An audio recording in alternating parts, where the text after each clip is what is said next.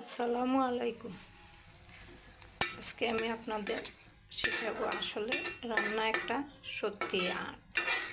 রান্না করতে আসলে বেশি তেল মশলা প্রয়োজন হয় না, পরিমাণ মতো দিলে। আর আপনাদের আজকে একটা গোপন রহস্য বলি, যে যখন রান্না শুরু করবেন প্রথমে পেঁয়াজটা একটু হালকা ভেজে নিয়ে তারপরে একটু পানি দিয়ে দিবেন, তাহলে আর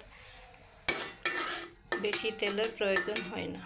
হালকা একটু তেল দিলে মশলাটা কষে যায় এবং পরিমাণ মতন সব মশলা দিয়ে দিলে রান্নাটা অনেক টেস্ট হয়। আমরা আসলে মনে করি যে তেল মশলা বেশি দিলে মনে হয় রান্না মজা হয়, আসলে কিন্তু তা না। পরিমাণ মতন সব কিছু মিলিয়ে রান্না করলে রান্নার স্বাদ বাড়ে। তাহলে আমি দিয়ে দিলাম সব মশলা পরিমাণ মতন, অল্প জিরের গুঁড়ে, ধনের গুঁড়ে, হলুদের গুঁড়ো, মরিচের গুঁড়ো দিয়ে আমি এখন রুই মাছ শুধু ভুনা করব।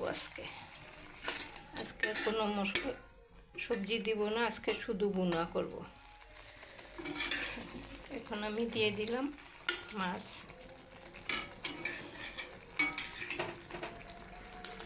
দেওয়ার পরে হালকা একটু পানি দিয়ে কষিয়ে নিলে মাছের টেস্ট হবে অন্যরকম। আমার ভিডিওটা যদি আপনাদের ভালো লাগে অবশ্যই এইভাবে ট্রাই করে দেখবেন। সবাই ভালো থাকবেন, সুস্থ থাকবেন। আল্লাহ হাফেজ।